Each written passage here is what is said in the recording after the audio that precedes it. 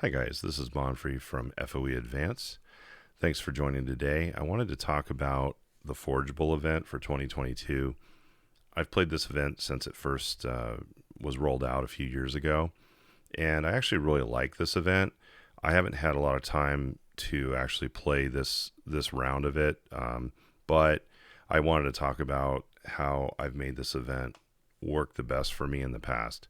I know there's other videos explaining how to maximize it, and I was just going to zone in on just a couple of things that would have to do with this event or with any other event. So I'm not going to focus so much on specifically, how to really tweak this event out, because I know there's other videos out there that'll do that more effectively than I can. But something that always comes to my mind when I put my time and energy into an event is, what am I going after? Because in this case, the event building, it's actually pretty cool. The FoE Village, I have to say, doesn't suck. One of my fellow players mentioned, it doesn't throw off FP, and I'll say, when I was earlier in the game, experience wise and era wise, I always kind of was enticed by buildings that threw off goods. Probably not so much metals, because metals are easy to come by in swaps or investment threads. But as the game has started to pump the need for defense while attacking, it gives you pause to look and say, well, is this building worth going for, right? So right now, as you know, we're kind of in the middle of this event, and I'm still at a point where I could lean into it and finish it up, but you know how it goes, right? If you guys have played, one or more past events, that you've got, especially with league rewards. So being that this event has a league variable, it helps to be able to get gold, because then you're going to get the second selection kit, and this is usually the dividing line between silver and gold as to whether you're going to have to spend diamonds or not, because Enno is really good at figuring out how to just leave that last shard out there where you get to, let me show you the building. You get to 9, right? You get the ability to build to go up to, say, FoE Village 9, and now you want to get to 10, and you've either got to spend diamonds to do it or be in the gold league. So, and the problem with gold league is that even if you work your butt off, you may not get it in the end, because it depends on how others are performing on the server at the very end of the event. You don't have full control over this, right? These numbers move, right? So it can be frustrating if you're like, I'm going to for sure get the number 10, highest version of this building. Just beware. Now let's talk about just square footage right now. Okay, so this building is pretty good because you're getting, at least in my era, it's going to be different for different eras for less than SAV, but in my case, if I put this building down, I would get 34% defense for attacking army. To me, that's the real enticing piece of this building. The 30% coin collection can be helpful if you're at early eras and you've been aging up quickly. You want to, say, move up to some of your more interesting eras to unlock more benefits, more land. You want to jump up to progressive era or whatever. You're going to need those coin boosts. Now, I'm not saying this is the building to do that with. There are other buildings that you can pick up in the antiques dealer that are going to give you some coin benefits and so forth. So there's other ways around that, but you do want to pay attention to your coins. But like, I have so many coins at this point, I don't care, right? So my point is, it's not that like I'm so high up it doesn't matter. It's more like you have to look at where you're at in the game and what your near-term growth strategy is, like, say, in the next 6 months. So if you're going to see yourself hyper leveling and you need a ton of coins for research, then this might be more enticing.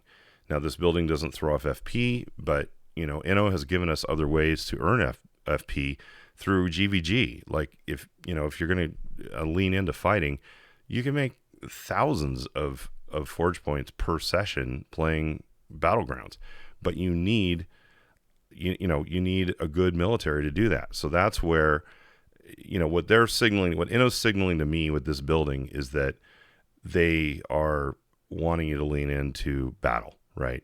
At the end of the day, regardless how they position this game, whether you want to be a trader or a farmer, it's a battling game. So, that's been the theme, especially in the last few years, is that these event buildings have gotten beefier on attack, defense while attacking. So, in terms of ROI per square, this is not a bad building.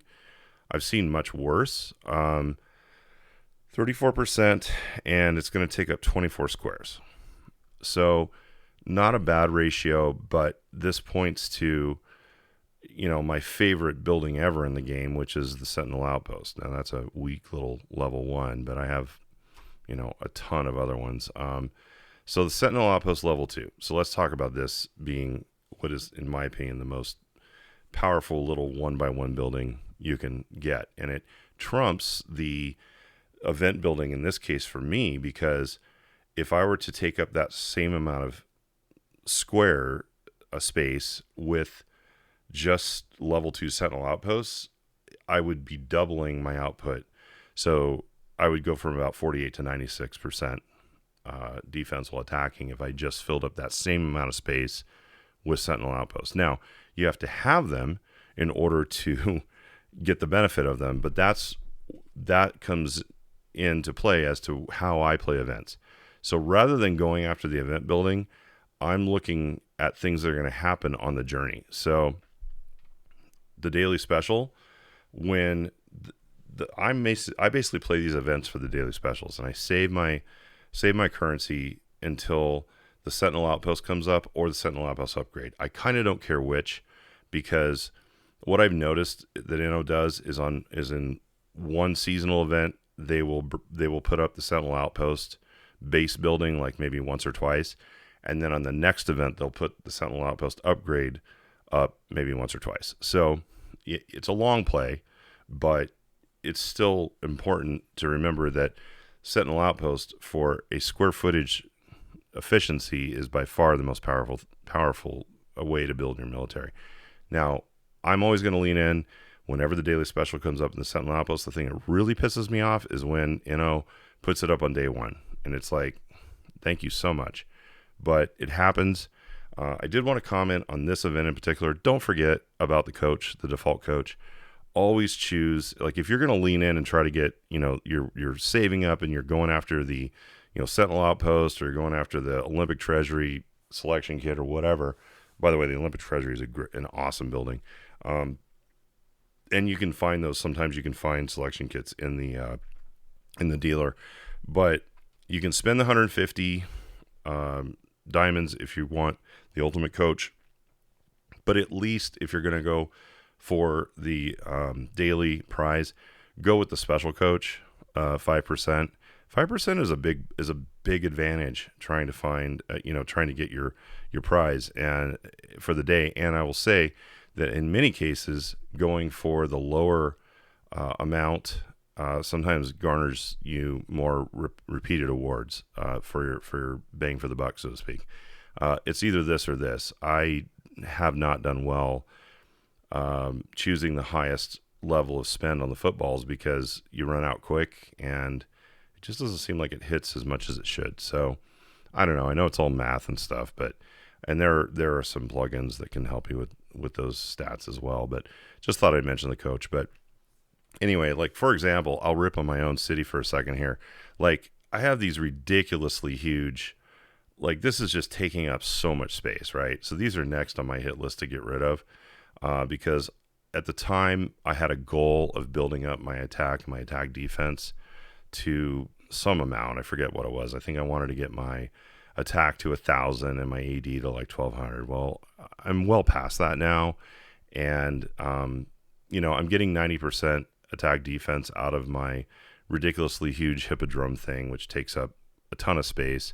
Probably not going to change that, and plus there's more, but I'm getting 56% attack defense from the Pirates hideouts. And honestly, I just don't. Well, 56 there and 16 there. So I just don't see the benefit of like holding on to these for where I'm at. And what I'm really getting at here is that as you grow and as you add higher featured, more efficient buildings, whether they're event buildings, like I should replace both of these, like all of this crap, with the one event building from, from this event, so maybe I will go after it. I don't know. But, I don't, at this point, I don't really need the additional attack defense. I mean, more is always better, but, it's just debatable for how much space it's taking. But to be able to trade in all of this space for one building that would give me, 75% attack defense benefit for what these two buildings and all this garbage is giving me. I mean, yeah, I get, there's a 40% chance of 40 forge points. There's 85 goods at a hit chance, some supplies. But again, I'm just trying to look at optimizing, right? Because there's no more land tiles for me, right? There's no more space. And I have all this stuff in storage, right? That, and it's not just where I'm at. Even if you're, in LMA, you might still have a lot of stuff in your inventory that you're debating on, like, how do I use this the best, right? Like I've got a terracotta vineyard. And so I'm always looking at this stuff to try to figure out, well, what can I optimize, delete and put down. I've got 10 sleigh builders. Well, if I wanted to make a bunch more goods and trade them down, I could do that, and so, it's always a trade-off, right? So I'm looking to get rid of this stuff in the near future, free up some space for other things. And I'm really looking at using the events for the daily, generally the daily special, because at some point I'm going to lean into that because the Sentinel comes up. I mean, there's been events when I picked up 30 Sentinel towers. Now I spent diamonds big time. Like I remember on the winter event last year, not 21, but in 20, I spent like 18,000 diamonds, but I got like 30 Sentinel outposts out of it. And, if you wait until the 200% diamond sale comes up and you buy then, if you're a diamond buyer, $100 is going to get you like 40,000 diamonds, I think. So, something to look at, 38,000, something like that. Which is compelling, if you're a spender, so anyway, something to think about. And, I was really able to bump up my percentages with all these Sentinel outposts, and they don't need roads, and, you can sprinkle them all over your town, and they're pretty awesome. These things are just a disaster, but, in terms of space. So like I said, I'm going to get rid of at least a couple of these things, but, so I'd like to know your comments, your thoughts on, growing, through space optimization, and then how you're looking at the events. Makes it hard, to not spend diamonds to really get the highest level of the event building, but it's possible. You just really have to lean into it. So anyway, hope this was good for you, and let me know if you have other ideas for future videos, and we'll talk soon.